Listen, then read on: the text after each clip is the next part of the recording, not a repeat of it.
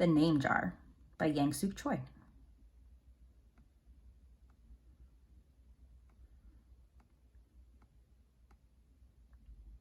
Through the school bus window, Yoon-hai looked out at the strange buildings and houses on the way to her new school. It was her first day, and she was both nervous and excited. She fingered the little block of wood in her pocket and remembered leaving her grandmother at the airport in Korea. Her grandmother had wiped away Yoon-hai's tears and handed her an ink pad and a small red satin pouch. "Your name is inside," she had said. "My name?" Yoon-hai had wondered. Again, she took out the red pouch to look at the wooden block with her name carved in it. As she ran her fingers along the grooves and ridges of the Korean characters, she pictured her grandmother's smile. "Is that thing for show and tell?" a boy asked Yoon-hai, surprising her. Yoon-hai looked up as more kids leaned over. "No, it's mine," Yoon-hai answered, quickly putting the pouch back in her pocket. "Are you new here? What's your name?" a girl asked. "Yoon-hai," said Yoon-hai. "Une?" the girl asked, scrunching up her face. Une," some kids chanted. No, Yoon-hai corrected. It's spelled U-N-H-E-I. It's pronounced Yoon-hai. "Oh, it's you-hey," the boy said. "Like you, hey. What about hey you?" Just then, the bus pulled up to the school and the doors opened. Yoon-hai hurried to get off. "You-hey, bye-bye," the kids yelled as she left. Yoon-hai felt herself blush. Yoon-hai stood in the doorway of her new and noisy classroom. She was relieved that the kids on the bus had gone to other rooms, but her face still felt red. "Aren't you going in?" asked a curly-haired boy with lots of dots on his face. "You're the new girl, right?" he asked cheerfully. Yoon-hai nodded, and before she could walk away, the boy took her hand and pulled her through the door. "Here's the new girl," he announced so loudly that the teacher, Mr. Kokotos, almost dropped his glasses. Mr. Kokotos thanked him and greeted Yoon-hai. "Please welcome our newest student," he said to the class. "She and her family just arrived from Korea last week." Yoon-hai smiled broadly and tried not to show her nervousness. "What's your name?" someone shouted. Yoon-hai pictured the kids on the bus. I haven't picked one yet," she told the class, "but I'll let you know by next week."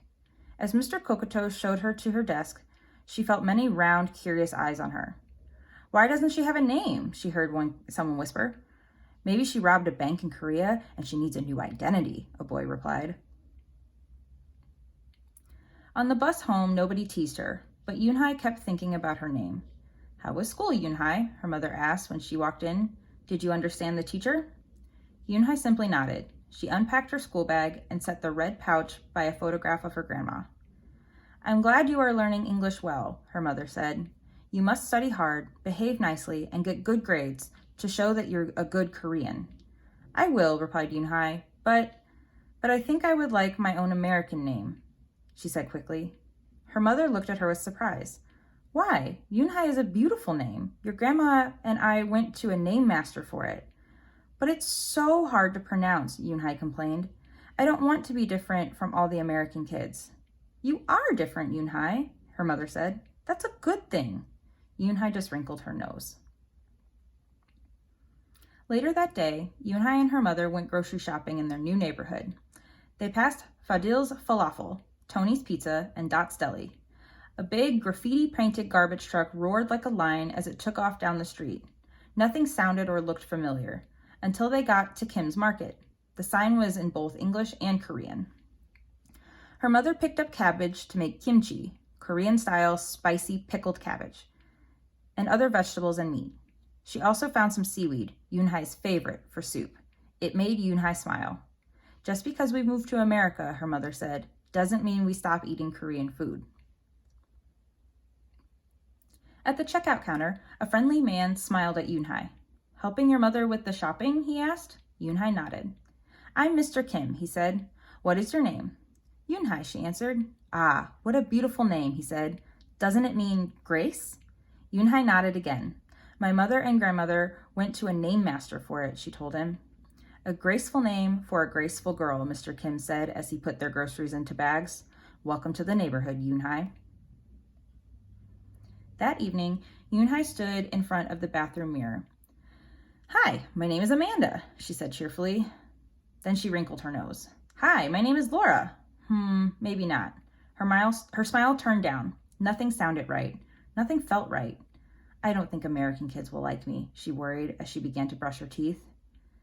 Hai ma nem id shuzi, she said to the mirror with her mouth full of toothpaste.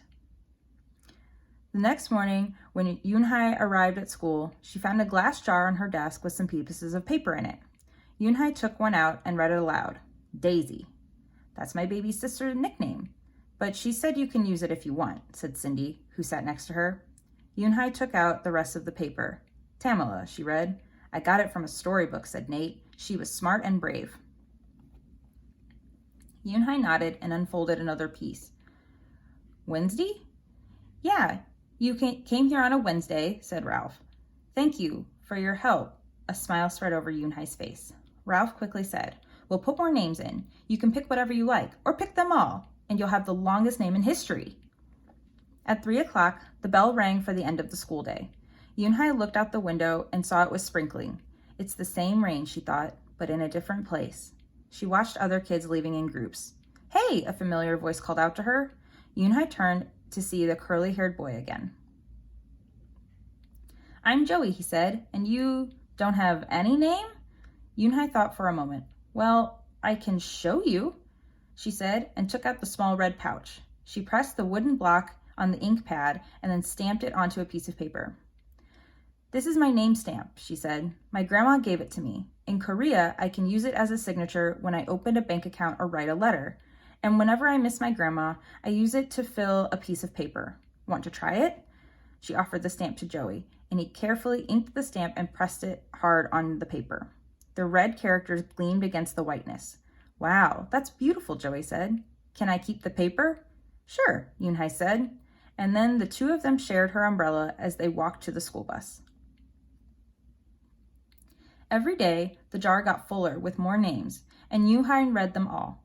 She found a few names that she liked. Miranda, Stella, Avery. They sounded interesting. I hope you choose the name I put in, Marco told her at the snack time. I've put in 3 more, said Ralph. Madison, Park, and Lex. They're my favorite street names. Maybe you should close your eyes and draw a name, Rosie suggested. Ralph frowned. That's silly. What if she doesn't like the name she draws? Well, we didn't get to choose our names when we were born, did we? Rosie argued. Everyone thought about this.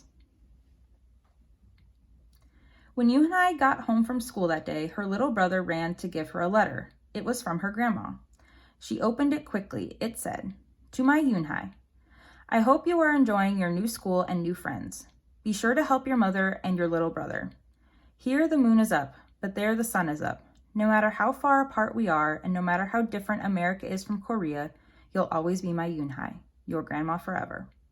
Yoonhai took out her wooden stamp and filled the paper with it. She thought for a long time in front of the bathroom mirror. On Saturday, Yoonhai walked to Mr. Kim's store. Mr. Kim was helping a customer, but he looked up to greet her. Hi, Yoonhai. Hello, Mr. Kim, Yoonhai replied. She felt as if she was back in her old neighborhood in Korea. Hey, said the customer, turning around. It was Joey. Your name is Eunhee? He asked her with eyes open wide. Yoonhai looked quickly at Mr. Kim, then turned to Joey. She nodded slowly. Yes, it's pronounced Yoonhai. And it means grace, Mr. Kim added. Yoonhai, Joey said slowly, and this time perfectly. It made Yoonhai smile. I'll have it ready for you tomorrow, said Mr. Kim to Joey. Thank you, Mr. Kim. See you Monday, Yoonhai, Joey said to her. He left before she could ask him why he was at the store. On Monday, Yoonhai came to class early to look at the names one last time. But the jar wasn't on her desk. Instead, there was a single piece of paper with a name on it. Yoonhai slipped it into her pocket. Where's your name jar? Ralph asked as soon as he saw it was gone. I don't know, Yoonhai said. It wasn't on Mr. Kokoto's desk or any other desk, and it wasn't on the counters or any of the shelves. As other kids arrived, they helped look. Soon, Mr. Kokotos came in and Ralph shouted at him. The name jar is gone, the jar with all the names in it. Gone? Mr. Kokotos replied. With a look of concern, he asked Yoonhai. Did you get a chance to read all the names? Yoonhai nodded. She took a breath. I'm ready to introduce myself, she said. Yoonhye wrote her name in both English and Korean on the chalkboard. I liked the beautiful names and funny names you thought of for me, she told the class, but I realized that I liked my name best, so I chose it again. Korean names mean something. Yoonhye means grace. Grace. Grace in high, shouted Ralph. Everyone tried to say it.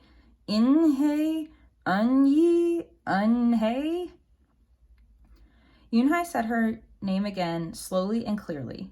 Soon the kids began to say it better, even Mr. Kokotos. They applauded Yoonhye's choice. I was named after a flower, Rosie whispered to Yoonhye. Lots of American names have meanings too, Mr. Kokotos reminded everyone. When the class was dismissed, Yoonhye heard her new friend say goodbye. Bye, Yoonhye. See you tomorrow. Goodbye, Yoonhye. Yoonhye said goodbye and then looked around for Joey, but he was already gone. Yoonhye, Yoonhye, come downstairs, Mother called up to Yoonhye. Your friend is here. Yoonhye rushed down to see who she meant. There stood Joey, and in his arms was the name jar. Where did you find it? Asked Yoonhye breathlessly. Joey looked embarrassed. Well, I took it, but only because I wanted you to keep your own name, and you did. He reached in and pulled out the names. Do you want to keep them? He asked. Thank you. I'll keep them as a souvenir, Yoonhye said happily. Then she pulled out the piece of paper from her pocket. Do you want this back? Joey grinned. You can keep it. I'll return the name jar to the class. Maybe you could put some Korean nicknames in it for us, names with good meanings. I could do that, agreed Yoonhye. I've already got a Korean nickname, Joey said. Mr. Kim helped me choose it. Carefully, he pulled a small silver felt pouch from his pocket. Then he took out a dark wooden stamp with beautiful Korean characters carved sharply into it. He pressed it on the ink pad and then on the piece of paper next to her name. Chinku, read Yoonhye. That means friend. And Chinku smiled back. The end.